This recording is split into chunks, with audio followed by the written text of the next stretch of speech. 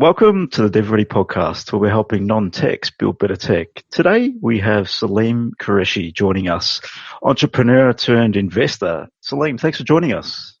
Thank you. I'm so happy that I'm speaking to you guys today. Really appreciate you coming on. And today we brought you on just to talk a little bit about digital transformation. And we know you're working with a lot of boards in terms of pre-IPOing, etc. So tell us a little bit about your background and what digital transformation might mean for some businesses.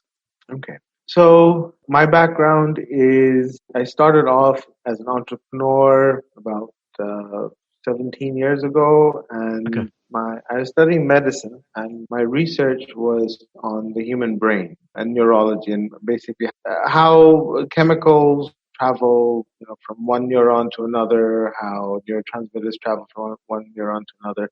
Lo and behold, I got a research grant, and I decided then to hire my professors to come work for me. Right. So I went from being a research assistant, then to a CEO, and then we relied heavily on tech. So we were in the assessment industry. So we relied heavily on tech to really understand how people are talking. At that point in time, people were talking about AI and people were talking about ML and all of these things. But we wanted to really understand what is intelligence. Forget about, artificial intelligence. So if you could understand what's intelligence, then it's very easy to create algorithms which would mimic how intelligence would work. Anyway, so we had a couple of exits, and from there, the money that we had accumulated, that went into a fund. And so I went from being an entrepreneur to an investor. And then as time went on, and especially in the last couple of years, what I realized is that several industries are so far behind. For example, the education industry is so far behind. It is a little bit, isn't it? Yeah, with respect to digitization, with respect to using the power of the technology that's available. And I last decided, few months, they probably haven't been. Yeah, things are changing. Yeah. They have to. Things are changing. But you know what's really interesting?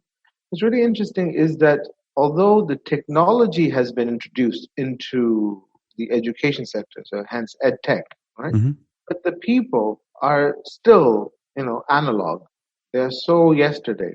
And the pandemic has been very eye-opening for parents who have their kids at home, and they're seeing the school come into their homes, right? And they're seeing the value or lack thereof that's being provided through the education system, which just means that the education system is due for a very big overhaul. How would you find it, Anthony? I don't know. I've got little kids. Anthony's got a daughter at home. Just what are you, preschool? Not quite school yet. Transition prep program, so just before to get her ready. I'm not sure what you mean by lacking, because she's getting enough material to go through. Because she's so young, she can't physically do everything herself on the computer. She's not capable yet, so we're helping. Yeah. But I don't see anything lacking with what they're providing.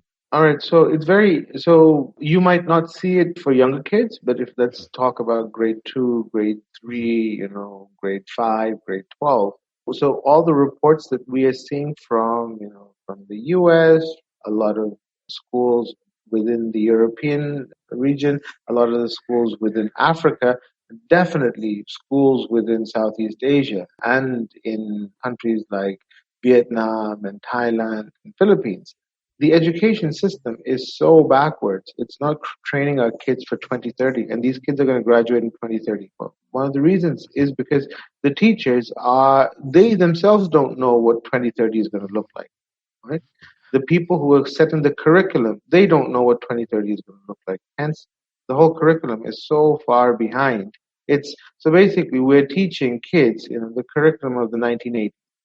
Yeah, nothing's really changed there. What they taught in the syllabuses. Yeah. But potentially what you're describing is more of probably an issue to do with the culture in the country and the way things are being taught at their universities. Because I would say... You're absolutely right. You're absolutely right. But that's no excuse for putting your own kids at risk. So, no, of course not. So you have a lot of very successful models, such as the education models within the Scandinavian countries. Mm-hmm. But then you also have a complete disparity and a bias when it comes to the U.S. For example, the LA Unified education system is so far behind in comparison to, the private schools within the U.S. It's same state, California, maybe about, 50 miles apart, but it's a night and day difference. And again, so there are several things that are wrong that need transformation, and digital transformation is only a part of the solution. If we're talking about the education sector, each sector is different, so we can't generalize. But in the education sector within the U.S., for example, right? So there's a digital divide, and the inner city kids, especially kids of color, they are being underserved. Let's put it like that. Mm-hmm. If we take a look at what's happening in places like India and Pakistan and Vietnam and Philippines and other places, the curriculum is so backwards, it's unbelievable. They might be good in a couple of subjects such as math, but everything else is so behind, right? So EdTech has definitely brought them the tools. However, the teachers need to be retrained. Well, first of all, the biggest problem is that the teachers don't really know how to teach online because they're more accustomed to teaching in a classroom setting, right? A classroom teacher is a completely different breed than someone who can teach online, because the science and the mechanics of teaching are completely different. Yeah, there's no human interaction face to face. Yeah. It's a person talking to a camera. Yeah, and the key over here is, how do you keep kids engaged? How do you keep kids learning? Right? And especially when they're not in that classroom environment. I think it'd be a lot more challenging. I think when I was back at school, I think those days you're in a room with 20 kids, and we're paying attention to one person. But if I'm sitting here, even within the context of sitting here doing a podcast, it's not face to face. It's very different. Yeah. It's very different. Imagine talking to 30 kids. They can easily wander off and do their own thing, start searching the web, and they're pretty much gone. So it's a very different structure at the moment. Yeah. But digital transformation you're going to see a huge wave that's going to take place in the digital transformation. Do you remember in the late 90s, there's this .com craze, right? And if you didn't have a website, then you were kind of obsolete, right? Yes. And that's actually what happened, right? So the world is going to have a similar .com moment right now. If you have not used digital transformation to progress, to overcome where your current situation, at that point in time, it's going to be very difficult for you to survive, because you know what? There's going to be this small little player, sitting in their garage, right, working on something that looks like a bullet that will, aim right at your heart, and that'll be the end of you if you've not gone through digital transformation. And there's a whole science to going through digital transformation. So do you think the same rules apply from that sort of .com period to now, where like a website and your digital transformation, it's not about the technology. That's just a tool and an enabler. It's about the process and the culture that has to change first to make that all happen. You're absolutely right. That too. But also, there are a couple of other things that come into place over here. So, for example, the first thing that you need to do when you're talking about digital transformation is that you need to understand that, so there are buzzwords that people are throwing around left, right, and center, right? So everyone is saying, oh, we're going to build a platform. Oh, we're going to build a platform. But before you build a platform, the first thing that you actually need to do is you need to have something, something along the lines of an enterprise architecture. How is your enterprise architect? Now, an enterprise architecture is made up of four key things. The first thing is a business architecture, right? And then it has an application architecture, it has a data architecture, it has a technology architecture. Remember, you're transforming digitally, right? So you're digitizing your entire business. In order to do that, your business architecture will help guide your business decisions, right? And they are what's going to drive, the application architecture. Each business is running several applications, if not hundreds, right? So for example, Zoom is an application. Skype is an application. Your email client is an application. You're running hundreds of applications. Now, these hundreds of applications are creating so much data, you have no idea, right? Now, how is this data being utilized? That's where the real transformation takes place, right? And the real transformation over here has now got to do with turning your data into dollars. And how does that happen? This is a whole part of digital transformation, right? So people are talking about platform, right? They're thinking about building a platform, but what's that platform going to do, right? How is that platform going to communicate with other platforms, or how will you be able to communicate with your clients? People are not really understanding that. But yes, they are understanding this buzzword, digital transformation. Yeah, so and some people are going to get, focus on the value they're returning to their customers, not just trying to jump on the bandwagon and go along with the train pretty much. Yeah. And some people are going to get it right, and some people are really going to struggle. And those people who don't approach digital transformation are going to become obsolete so quickly, you have no idea. Well, it's already happening in industries. It's not just like it's so you see, like you mentioned, the person in the garage can create a new piece of technology and disrupt. That happens all over the place. So you've got, but there's, I think when you talk about digital transformation, from my perspective, also is a bit of business model transformation as well. So when we're thinking digitally, we can shift the business model at the same time and not trying to copy paste. The differentiation I see is there's digitization, taking what you have now and converting it to something digital, or do you transform your whole business model with technology? That's a very different conversation, because a few people get lost in just copy paste what I do now. Let's just put that online, and I don't look at how they're transforming what they're doing. Technology affords so many more opportunities for you to be able to transform and get more value, either internally or externally, towards your customers. And that's, I think, a distinction that most people forget. It's digital transformation to them just means, our service is now online. Yes. Yeah. But it's what could that service become because you're online? What other opportunities are available now? Like you said, how can you use the data that you have to turn it into dollars by providing more value or increasing efficiencies or skipping a couple of steps out of a process because you can now? Yeah. And I've been studying the digital transformation processes. So one of the things that I'm doing right now is helping pre-IPO companies, prepare for their IPOs. Now, if you're working with a company that has, let's say, 30,000 employees, right? Suppose it's an HR company, right? And they are getting ready for an IPO. At that point in time, so digital transformation actually increases your value significantly. Aside from the data that you're collecting, the way that you position yourself, it also increases the perception or elevates the perception of you in front of potential investors. Right? So, are you working with startups taking in the pre-IPO, or the existing established businesses?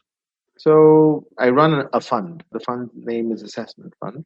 And we have several portfolios. So we do invest in startups, but I don't personally manage that particular portfolio. My other portfolio managers, take a look at that.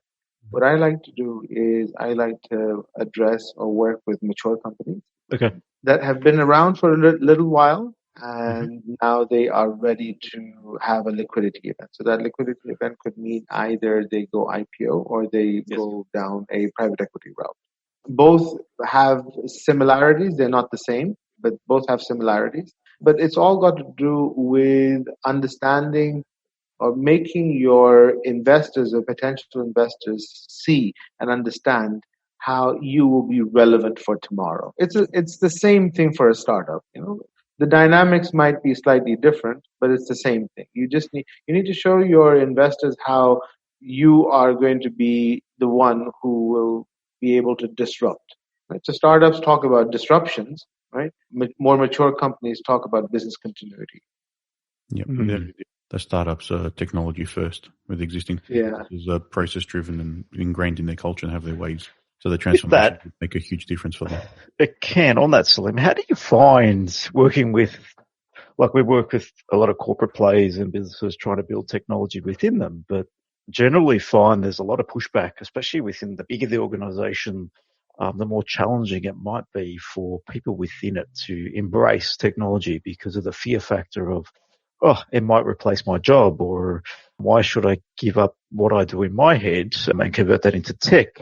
It's a very interesting model. How do you balance that if you're working at it? Obviously from the board down, what do you do to get the board to even embrace? Because sometimes board members don't even get what technology is, especially if they're older nature and have been around for a little while.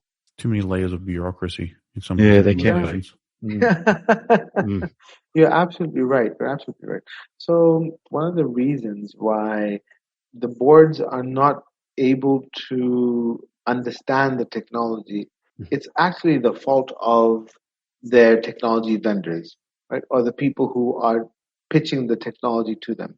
You see, the boardroom is not tech savvy. The boardroom is usually made up of an older generation, right? That used to deal with business in a slightly different manner, right? So the boardroom is probably made up of people who know how to fight, let's say the financial crisis, the Asian financial crisis in the mid or the late 90s, right?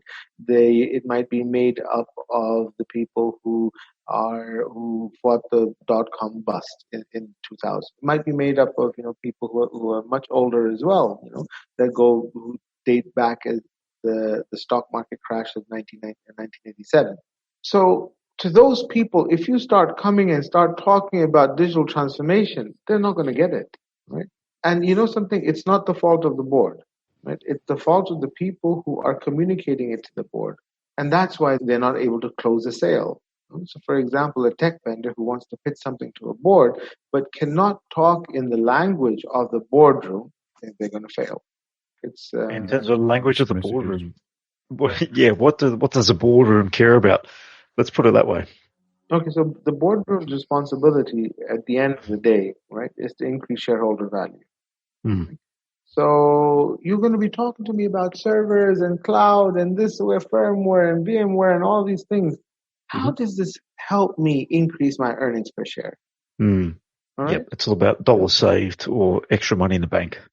Yeah, absolutely. Or how does this help increase or elevate my GRC, my governance, risk, and compliance?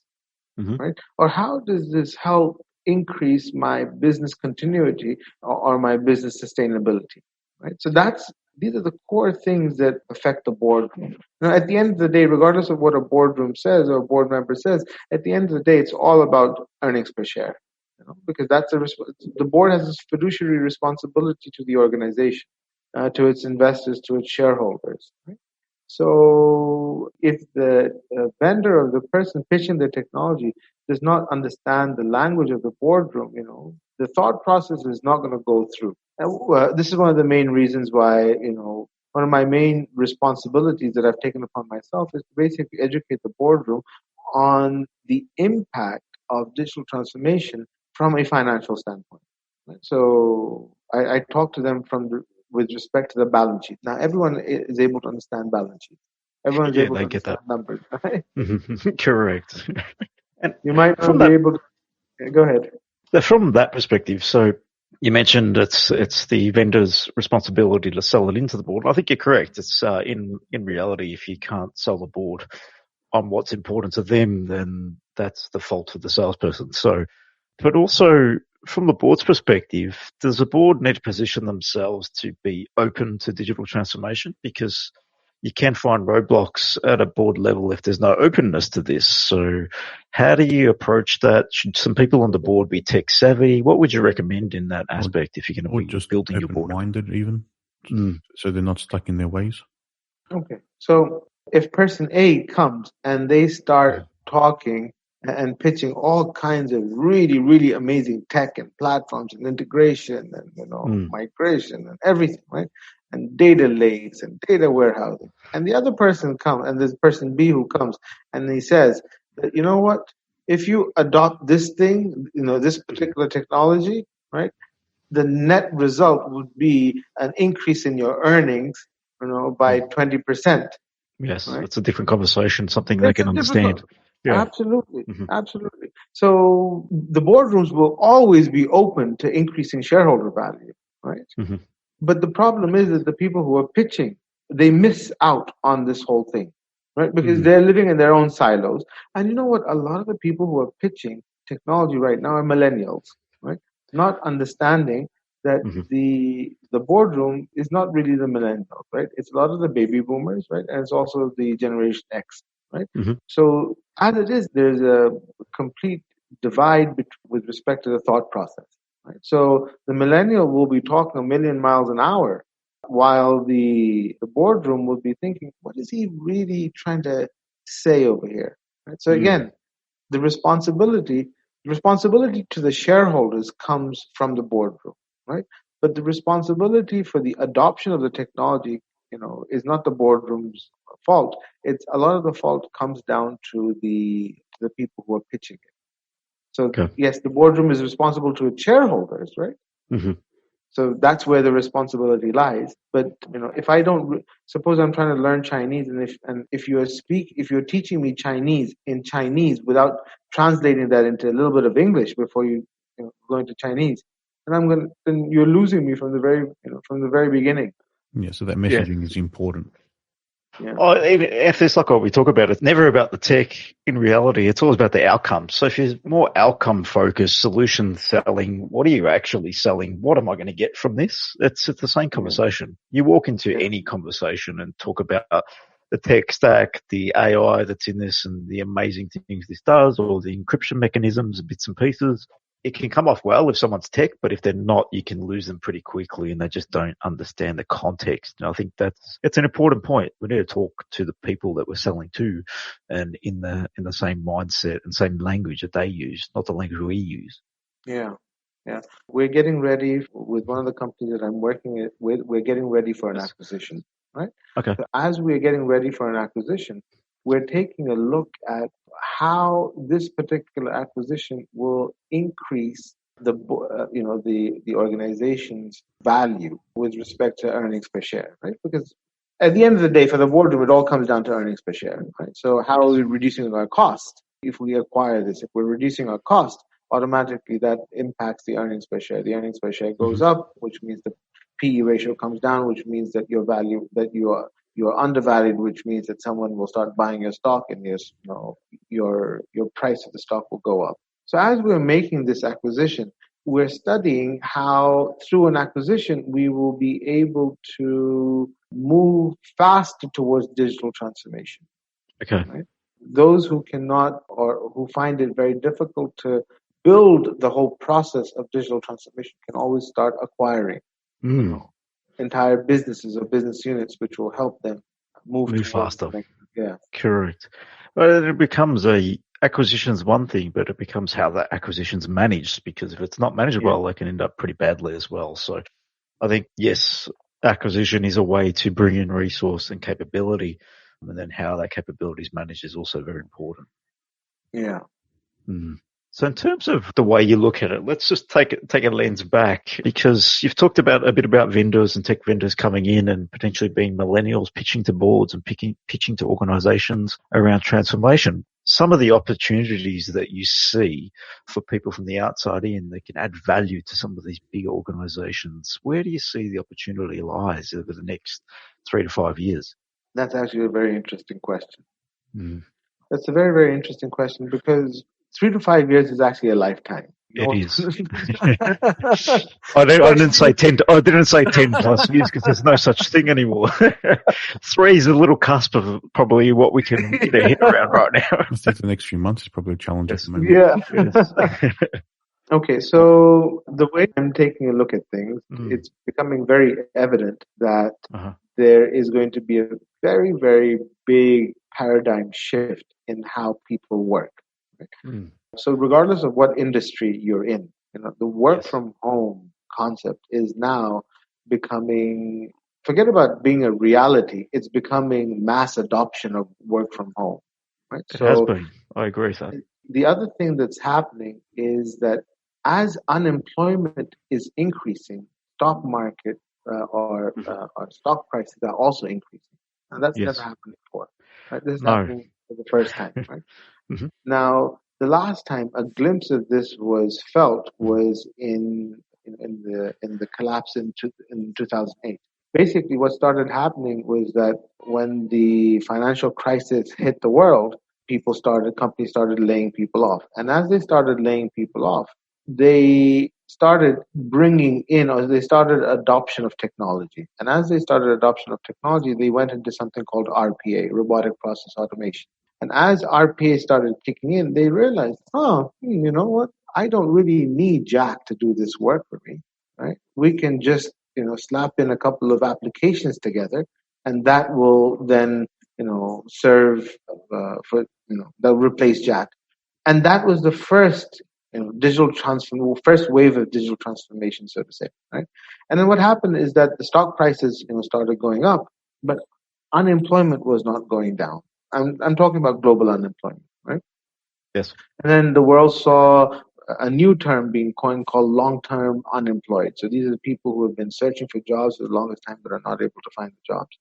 Now, with this pandemic, where everyone is now being forced to work from home, companies, if you take a look at the stock price of the company, they're going up. Right? Yes, there's a correction that's due. Yes, all of these things are going to take place, but companies are still making money. Let's not talk about the stock price. Let's talk about the earnings per share. Companies are still making quite a bit of money. Right? Mm-hmm. They're not being as impacted, especially the larger companies. The smaller companies. The larger techie-based companies, there's a lot of still buying online has shifted. So these large companies are still making good money.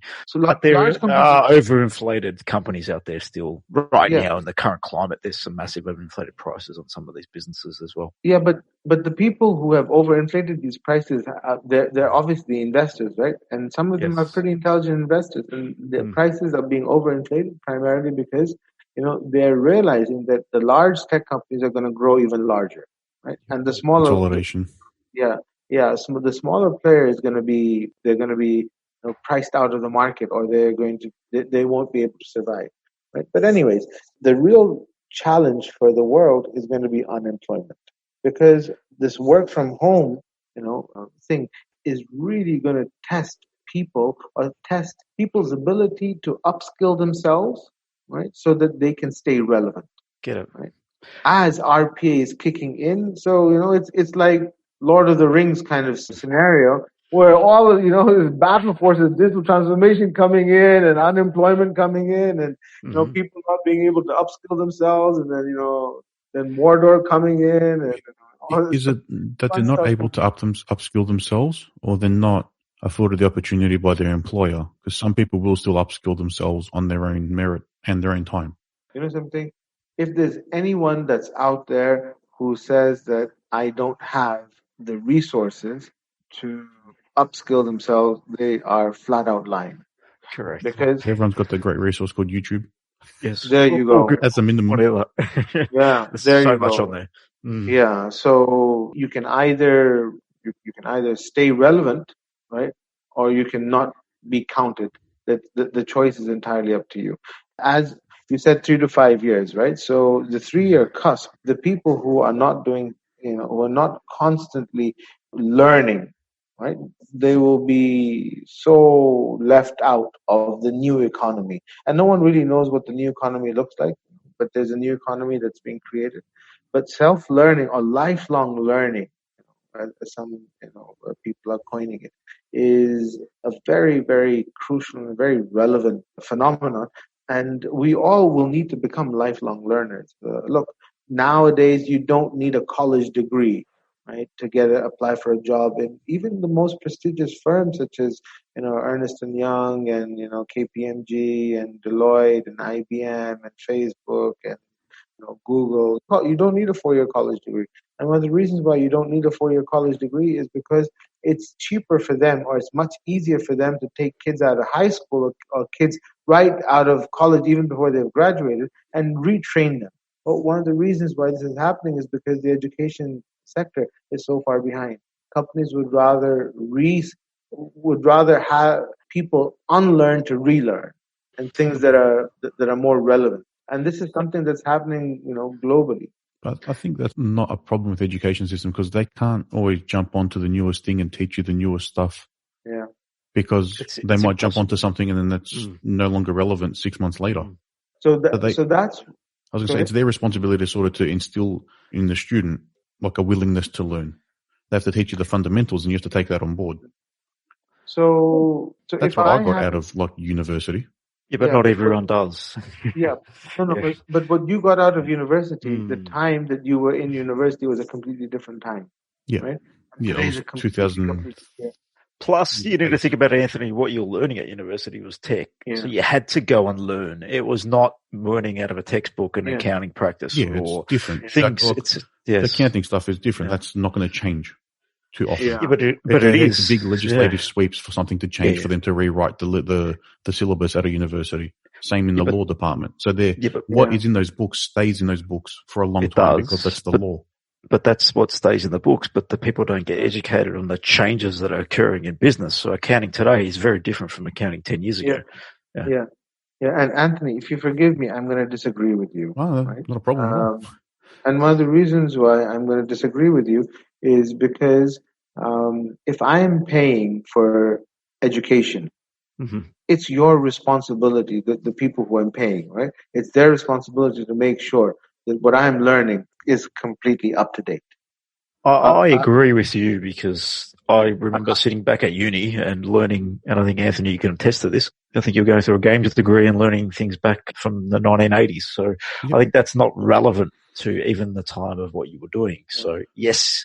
I agree it needs to be relevant, but there's a degree of relevancy that it has to have, but you can't get too far forward with that stuff, especially in the tech space.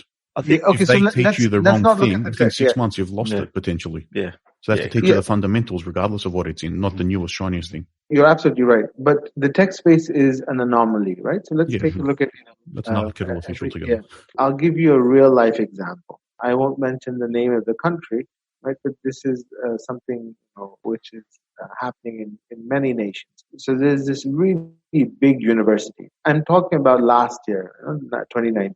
A very big university, a national university, and they have a course on mass communication, or a degree in mass communication. And they're spending 2 semesters, it's a 4-year college degree, right? They're spending 2 semesters on radio and broadcasting, right? Okay. Not podcasting, right? Radio and broadcasting, right?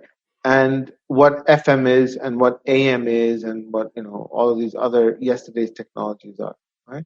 Now that's a disservice. You're spending 2 semesters in mass communication and you're talking about this, right? And they have less than half a semester on social media. That's where it all should be. Right in the current climate. If you talk about mass communication right now, where is it happening? Yeah. The biggest place to build a mass following is Instagram, for example. Yes. So in that particular context, you see, there's so many plays that are going on, and the developing nations, they are so far behind, right? Not to say that the developed nations are doing too well either, because the culture is a little more advanced in the developed nations, so hence they get a little, they get a natural bump. But the developing nations, where the majority of the world lives, where 2/3 of the world lives, things are not looking too rosy. What are your thoughts? We've obviously been impacted. The work from home you've mentioned quite a bit. This really breaks down borders from what I see. Now, if it hasn't already, we're in an economy that we can get help from anywhere. Do you see bigger organizations opening up more borders, more overseas employment as a result of this? I know it's already happening, but if everyone's working from home, what's the difference? The borders are gone. All of a sudden, the opportunity opens up for everybody to expand across borders. And for me, talking to Anthony, he's in Melbourne. He doesn't need to be in Melbourne. He could be anywhere across the world, and it doesn't really matter. You're sitting in Pakistan right now, and it feels like you're in the same conversation as we are now. It is. So that is completely squash borders if it hasn't already. And I think the working from home is going to make a dramatic shift there. So what are your thoughts on that and how it might leverage the way we work as businesses, as communities, as startups, as whatever it might be? So that's a very interesting question. And there are so many ways to look at this. And if you allow me, I would like to shed light on a very different angle of this whole thing, a more of a political angle, right? Without being political. The world is becoming less globalized and more polarized, right? There's an increase in the national sentiment in every nation, right? The importers of talent, they are looking inwards, not outwards, right? So the importers of talent, who were they? It's always, the US has always led the way. Then Canada has always led the way. Then Australia has always led the way. Right? Now, while this is happening, and a lot of the borders are closing not only because of Corona, but also because of mindset, within the, from a political standpoint. Get it. Now, as the borders are closing, you have digitization that's taking place where people don't necessarily need to be in the same country. They can collaborate. So there's a tech term called JAD, Joint Application Developments, and so on and so forth. Mm-hmm. So what's becoming even more interesting is that a U.S. developer, and I'm just going to use hypothetical numbers over here, right? A U.S. developer, if that individual costs, $100, right, a day or an hour, right? Let's say an hour, right? If he costs $100 an hour, right, then, and again, these are just hypothetical numbers, right? Yeah, then get it. An Indian developer would probably cost about $65 an hour. Mm-hmm. But you know what's happening? What's happening is that the U.S. developer now does not have a job. So he will lower his prices because he's no longer living in Manhattan, which is very expensive, right? He's working from home. He can go and live in the suburbs, or better yet, then go live on a farmland. He just needs a Wi-Fi connection. Yes. Right? And he's able to log on. And if that individual reduces his rates, because now he's becoming a gigger, even though he's a full-time employee, but he's treated as a gigger, right? So if he drops his rates down to, let's say, $70, he will be hired over the Indian developer. Right? Agree with that. Yeah, I would agree with that. So there not only is, when it comes to work from home, not only is there a political, shift to this whole thing, but how people are fighting for new contracts, right? Or fighting for new projects. That is also, changing the entire dynamics of how the work from home, salary dynamics, projects, how all of these things are moving. So when you're talking about borders have not really made too big of a difference for quite a while. But now with this whole thing, we're going to be seeing something very interesting, as time goes on. I think, they leaned on that a little bit there. It does open up the opportunity to separate from a city, for example. Like anyone can be working from anywhere within a country or within a space. And I think that is going to be the biggest shift, and the impact across that is, at the moment, in big cities like Melbourne, Sydney, for example, New York, for example, yes, the land prices are ridiculously high because of the demand to get into those cities. Now, if the demand diminishes and spreads out, the whole infrastructure and the way we do business can completely shift, and the dynamic can change. So that's where I see some opportunity opening up, especially within countries. There, for me, I see it as a big opportunity for businesses to be more flexible with their employment, especially the learning we've all had, and give maybe a little bit of freedom off the back of the city itself, because then we can look, you can see, you look at the streets, they're reduced by, travel times reduced if you want to travel anywhere. So if we can keep people at home, it just changes the whole dynamic of the way we do business. Yeah, absolutely. Very interesting times ahead. So from your perspective, Saleem, if I'm sitting in a business right now, what do I need to be scared of if I'm doing nothing that's in terms of digital transformation? What should I be worried about? What should I be focusing on? And who should I be questioning? So, and what would your position be, or your designation be right now? I'm sitting on a board and our business has been going sideways for a year or two. Or should I be concerned? What should I be doing? All right, you should definitely be concerned, right? Especially if there's no transformation, if there's no talk of any transformation, right? You should definitely be concerned. And the reason why you should be concerned is because the small guy, right? Suppose that you have 500 employees, right, in your company. The small guy with less than 5 employees can take your clients away very easily, very quickly, right? Especially if you are in the HR space.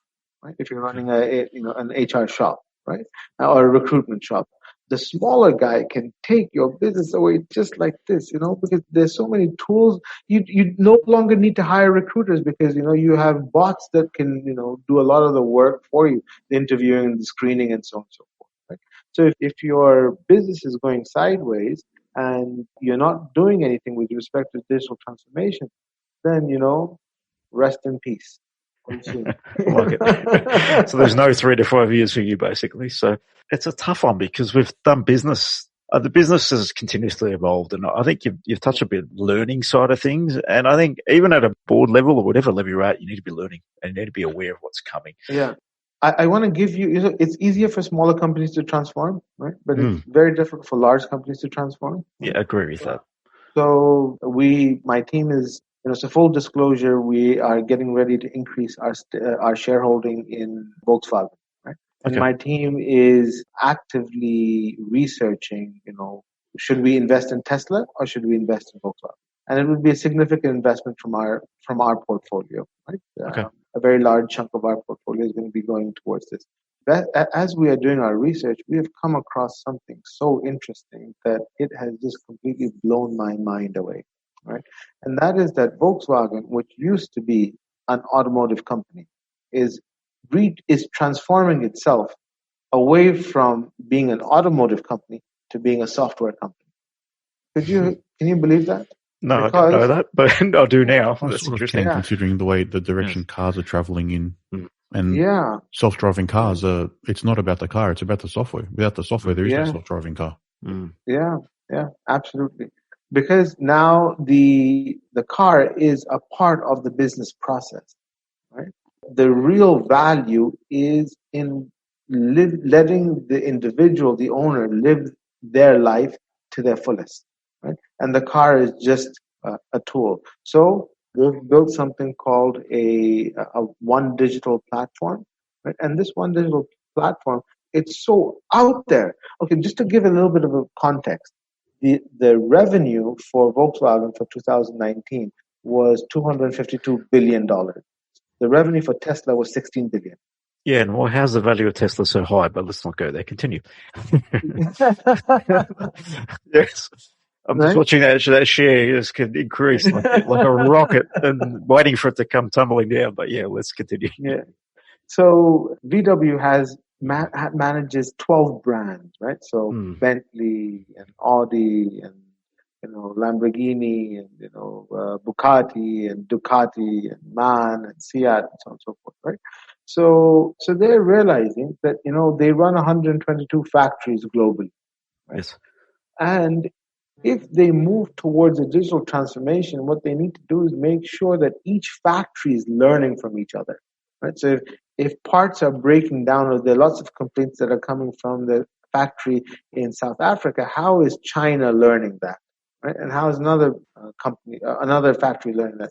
So they're actually moving into a full software play, and to the point whereby they want to be known as a software company internally. Obviously, they're creating cars, so they don't necessarily want to change that perception in the eyes of the audience or the buyers, but internally they're becoming a very, very savvy software, to the point whereby they are letting go of their enterprise tools. They use Oracle as their backbone, and now they're building their own. Oh, they're replacing it. Wow. Okay. Yeah, and they are so far advanced that a company like Ford is now saying that, hey guys, listen, we want to piggyback off of the platform that you're building. And what's happened by Ford coming to them is all of a sudden they've started developing a Play Store of sorts, right, for the automotive industry. Okay.